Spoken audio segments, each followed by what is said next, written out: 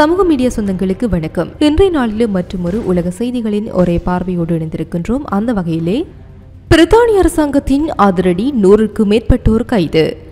5.5 கோடி விசாக்கள் மீது ட்ரம்ப் அரசு எடுத்து அதிரடி முடிவு. அமெரிக்காவின் எண்ணெய் குழாயை தாக்கிய உக்ரைன். காசா நகரம் முற்றிலும் அளிக்கப்படும் இஸ்ரேல் ராணுவ அதிகாரி எச்சரிக்கை.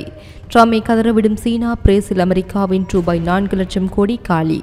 எண்ணெய் வழித்தடங்களை குறிவைத்து அளித்த உக்ரைன். கடுங்கோபத்தில் 2 ஐரோப்பிய நாடுகள். பிரித்தானியாவில் நாட்டிங் ஹில் திருவிழாவை முன்னிட்டு முன்னெச்சரிக்கை நடவடிக்கையாக நூற்றுக்கணக்கானோரை பிரித்தானிய போலீசார் கைது செய்துள்ளனர். பிரித்தானியாவில் நடைபெறவிருக்கும் நாட்டிங் ஹில் திருவிழாவில் வன்முறை சம்பவங்கள் ஏற்படுவதை தடுக்கும் முயற்சியாக போலீசார் நூற்றுக்கணக்கானோரை கைது செய்துள்ளதாக தெரிவிக்கப்படுகின்றது. உளவுத்துறை அடிப்படையிலான தலையீடுகள் என்ற நடவடிக்கையின் கீழ் பிரித்தானியா கிட்டத்தட்ட 100 பேரை கைது செய்துள்ளது. அதில் 21 பேர் சிறையில் அடைக்கப்பட்டுள்ளதுடன் 11 துப்பாக்கிகள், 40க்கும் மேற்பட்ட கத்திகள் பறிமுதல் செய்யப்பட்டுள்ளதாக கூறப்படுகின்றது. அத்துடன் கண்காணிப்பு நிபந்தனைகள் மற்றும் போலீஸ் பிணை ஆகியவற்றின் கீழ் 266 பேர் தடுத்து வைக்கப்பட்டுள்ளனர். இவர்கள் எந்தவொரு நிகழ்ச்சிகளிலும் கலந்து கொள்ள தடை விதிக்கப்பட்டுள்ளது. கடந்த ஆண்டு இந்த நாட்டிங் ஹில் திருவிழாவில் 4 இடங்களில் கத்திக்குத்து சம்பவங்கள் பதிவாகின. இவற்றில் 2 நபர்கள் தனித்தனி தாக்குதல்களில் கொல்லப்பட்டனர். மேலும் 18 போலீசார் வரை தாக்கப்பட்டனர். 100க்கும் மேற்பட்டோர் கைது செய்யப்பட்டனர். இத்தகைய வன்முறை சம்பவங்கள் நடைபெறாமல் தடுக்கவே இந்த ஆண்டு போலீசார் முன்னெச்சரிக்கை நடைமுறைகளை கையில் எடுத்துள்ளதாகவும் கூறப்படுகிறது.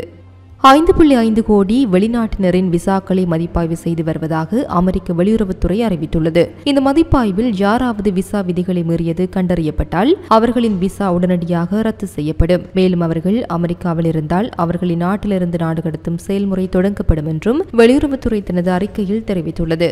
அனைத்து விசா வைத்திருப்பவர்களின் பதிவுகளும் உன்னிப்பாக சரிபார்க்கப்படும். விசா வழங்கப்பட்ட பிறகு அவர்களின் நடத்தையில் ஏதேனும் எதிர்பாராத மாற்றங்கள் ஏற்பட்டுள்ளதா, அவர்கள் விதிகளுக்கு மாறாக நடந்து கொள்கின்றார்களா, விசா காலாவதியான பிறகு நாட்டில் தங்குவது, குற்ற செயல்களில் ஈடுபடுவது, பொது பாதுகாப்பு அச்சுறுத்தலாக இருப்பது, பயங்கரவாத நடவடிக்கைகளில் பங்கேற்பது அல்லது பயங்கரவாத அமைப்புகளை ஆதரிப்பது போன்ற பிரச்சனைகளை அதிகாரிகள் ஆராய்வார்கள். இதற்காக விசா வைத்திருப்பவர்களின் சமூக ஊடக கணக்குகள், அவர்களின் சொந்த நாடுகளில் சட்ட அமலாக்க நிறுவனங்கள் வைத்திருக்கும் பதிவுகள் மற்றும் அமெரிக்காவில் அவர்களின் நடத்தை தொடர்பான அனைத்து விவரங்களும் கணக்கில் எடுத்துக் கொள்ளப்படும் என்று வெளியுறவுத்துறை தெரிவித்துள்ளது. இது புதிய விசாவிற்கு விண்ணப்பிப்பவர்களுக்கு மட்டுமல்ல, ஏற்கனவே விசா உள்ள அனைவருக்கும் பொருந்தும் என்றும் கூறப்பட்டுள்ளது. கடந்த ஆண்டை விட இந்த ஆண்டு 2 மடங்குக்கும் அதிகமான விசாக்களை, குறிப்பாக மாணவர் விசாக்களை 4 மடங்கு அதிகமாக ரத்து செய்துள்ளதாக வெளியுறவுத்துறை தெரிவித்துள்ளது. ட்ரம்ப் பதவியேற்றதிலிருந்து 6000க்கும் மேற்பட்ட மாணவர்கள் விசாக்கள் ரத்து செய்யப்பட்டுள்ளதாக அதிகாரிகள் தெரிவித்துள்ளனர். ஹங்கேரியின் பிரதமரும் தனது நண்பருமான விக்டர் ஓர்பனுக்கு எண்ணெய் விநியோகம் செய்யும் ரஷ்ய எண்ணெய் குழாயை உக்ரைன் சேதப்படுத்தியது தொடர்பில் அமெரிக்கா அதிருப்தி வெளியிட்டுள்ளது. இது தொடர்பில் தான் மிகவும் கோபமடைந்ததாக அமெரிக்க ஜனாதிபதி டொனால்ட் ட்ரம்ப் கூறியுள்ளார். ஆகஸ்ட் 13 அன்று இரவு உக்ரைனிய ரோன் தாக்குதல் ஹங்கேரி, ஸ்லோவாக்கியா மற்றும் மத்திய ஐரோப்பாவின் பிற நாடுகளுக்கு உக்ரைனிய பிரதமரின் வழியாக ரஷ்ய எண்ணெய் வழங்கும் ட்ருஷ்பா எண்ணெய் குழாய் வழியை தாக்கியது குறித்து முன்னதாக முறைப்பாடு அளிக்கப்பட்டிருந்தது. இதற்கு பதிலளித்த ஓர்பானின் குறிப்புக்கு ட்ரம்ப் மேற்கண்டவாறு பதிலளித்துள்ளார். அலாஸ்காவில் ட்ரம்ப் மற்றும் புடின் இடையேயான வரலாற்று சிறப்புமிக்க சந்திப்புக்கு சற்று முன்பு உக்ரைன் ரஷ்ய பிரதேசத்தில் உள்ள ட்ருஷ்பா எண்ணெய் குழாய் மீது ட்ரோன் தாக்குதலை நடத்தியதாக ஓர்பன் தெரிவித்திருந்தார். மேலும் ஆகஸ்ட் 13ஆம் தேதிக்குள் மீட்டெடுக்கப்பட்ட குறித்த குழாய் 2 நாட்களுக்கு பிறகு மீண்டும் பாதிக்கப்பட்டதாகவும் கூறியுள்ளார். குறிப்பிடத்தக்க வகையில் 2 தாக்குதலுக்கும் உக்ரைனின் ஆளில்லா அமைப்புகள் படைகளால் நடத்தப்பட்டன. ரஷ்ய எண்ணெய் மீதான ஐரோப்பிய ஒன்றியத்தில் தடையிலிருந்து புடாபெஸ்ட் தற்காலிக விலக்கு பெற்றதிலிருந்து அது தரைவழி குழாய் வழியாக கச்சா எண்ணெய் வாங்குவதை அதிகரித்துள்ளது. இதன்படி தள்ளுபடி செய்யப்பட்ட கச்சா எண்ணெயிலிருந்து பெரும் லாபத்தை ஈட்டி வருகின்றது. மேலும் ரஷ்ய எரிசக்தி மீதான அதன் சார்பு நிலையை மேலும் குறைப்பதற்கான எந்த ஒரு ஐரோப்பிய ஒன்றிய முயற்சிகளையும் ஹங்கேரி பலமுறை வீட்டோ செய்வதாக அச்சுறுத்தியுள்ளமை குறிப்பிடத்தக்கது. இஸ்ரேல் காசா இடையே நீண்டகாலமாக மோதல் போக்கு நிலவியது. இதனால் 2023ஆம் ஆண்டு ஹமாஸ் அமைப்பினர் இஸ்ரேலுக்குள் நுழைந்து தாக்குதல் நடத்தினர். இதில் 1200 பேர் கொல்லப்பட்டனர். 250 பேரை பணிய கைதிகளாக கடத்தி சென்றனர். இதனையடுத்து காசா மீது இஸ்ரேல் போர் தொடுத்தது.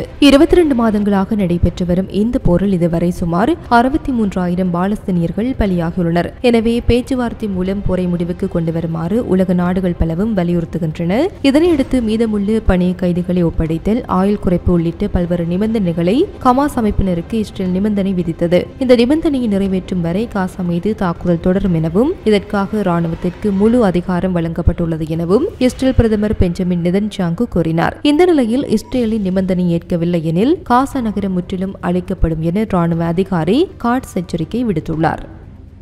டொனால்ட் ட்ரம்பின் அடாவடி வரி விதிப்பால் கோபமான சீனா அமெரிக்காவிற்கு பதிலடி கொடுத்துள்ளது. பிரிக்ஸ் நாடான பிரேசிலுடன் கைகோர்த்த சீனா ஒரே நகர்வில் அமெரிக்காவிற்கு செல்ல வேண்டிய ரூபாய் 4 லட்சம் கோடிக்கு செக் வைத்துள்ளது. இதனால் ட்ரம்புக்கு நெருக்கடி ஏற்பட்டுள்ள நிலையில் அவர் விழிபிதுங்கியுள்ளார். சீனாவும் பிரேசிலும் சேர்ந்து அமெரிக்காவை கதறவிட்டுள்ளது. அமெரிக்க அதிபராக உள்ள டொனால்ட் ட்ரம்ப் தலைக்கணத்துடன் செயல்பட்டு வருகின்றார். வரி வர்த்தகம் என்ற பெயரில் பல நாடுகளை மிரட்டி வருகின்றார். அவ்வப்போது அடாவடியாக நாடுகளுக்கு வரிகளை விதித்து வருகின்றார். குறிப்பாக பிரிக்ஸ் நாடுகளை சீண்டி வருகின்றார். அமெரிக்க டாலருக்கு மாற்றாக வேறு கரன்சியை கொண்டு வரலாம் என்ற பயத்தில் அவர் பிரிக்ஸ் நாடுகளை சீண்டி வருகின்றார் என்றவாறான பல குற்றச்சாட்டுகள் முன்வைக்கப்பட்டுள்ளன. பிரிக்ஸ் கூட்டமைப்பில் பிரேசில், ரஷ்யா, இந்தியா, சீனா, தென்னாப்பிரிக்கா, எகிப்து, எத்தியோப்பியா, ஈரான், இந்தோனேசியா, ஐக்கிய அரபு எமிரேட்ஸ் என்று 10 நாடுகள் உள்ளன. இதில் முக்கியமான நாடுகள் என்றால் ரஷ்யா, சீனா, இந்தியா, பிரேசில் தான். எனவேதான் இந்த நாடுகளை ட்ரம்ப் குறிவைத்துள்ளார். சீனாவிற்கு 145% வரி விதித்துள்ளார். இப்போது 30% வரி நடைமுறையில் உள்ளது. ரஷ்யாவிடம் கச்சா எண்ணெய் வாங்குவதை சுட்டிக்காட்டி இந்தியாவிற்கு 50% வரி விதித்தார். இதில் 25% செயல்பாட்டுக்கு வந்துள்ளது. எதிர்வரும் 27ஆம் தேதி அடுத்த கட்டமாக நடைமுறைக்கு வர உள்ளது. அதே போல பிரேசில் நாட்டிற்கு ட்ரம்ப் 50% வரியை நடைமுறைப்படுத்திவிட்டார். மேலும் உக்ரைன் மீதான போரால் ரஷ்யா மீது ஏற்கனவே பொருளாதார தடைகள் உள்ளன. இந்த நிலையில் தான் தற்போது பிரிக்ஸ் நாடுகள் ஒன்று சேர்ந்து அமெரிக்காவிற்கு பதிலடி கொடுக்க தொடங்கியுள்ளன. இந்திய சீனா இடையே இருந்த மோதல் மறைந்து தற்போது சுமூகமான பேச்சுவார்த்தை தொடங்கியுள்ளது. இது அமெரிக்காவிற்கு பிரச்சனையாக பார்க்கப்படுகின்றது. இதன் அடுத்த கட்டமாகத்தான் சீனாவும் பிரேசிலும் சேர்ந்து அமெரிக்காவை கதறவிட்டுள்ளன. அதாவது உலகிலேயே சோயா பீன்ஸ் உற்பத்தியில் முக்கிய நாடுகளாக அமெரிக்காவும் பிரேசிலும் விளங்குகின்றன. இன்னொரு பக்கம் அதிக அளவில் சோயா பீன்ஸை இறக்குமதி செய்யும் நாடு என்றால் சீனா தான். சீனா எப்போதுமே அமெரிக்காவிடமிருந்துதான் சோயா பீன்ஸ் இறக்குமதி செய்து பயன்படுத்தி வருகின்றது. சீனாவின் சோயா பீன் இறக்குமதியில் 90% அமெரிக்க விவசாயிகளின் உற்பத்தியாக இருக்கும். ட்ரம்ப் முதல் முறை அதிபராக இருந்த காலத்தில் சீனாவை அடிக்கடி வம்புக்கு இழுத்தார். இதனால் அந்த நாட்டிடம் சோயா பீன்ஸ் வாங்குவதை அப்போது சீனா சற்று குறைத்தது. ட்ரம்ப் மீண்டும் அதிபரான பிறகு சோயா பீன்ஸ் வர்த்தகத்தில் மிகப்பெரிய சரிவு ஏற்பட்டுள்ளது. அமெரிக்காவிற்கு பதில் பிரிக்ஸ் உறுப்பு நாடான பிரேசில் பக்கம் சீனா சென்றுள்ளது.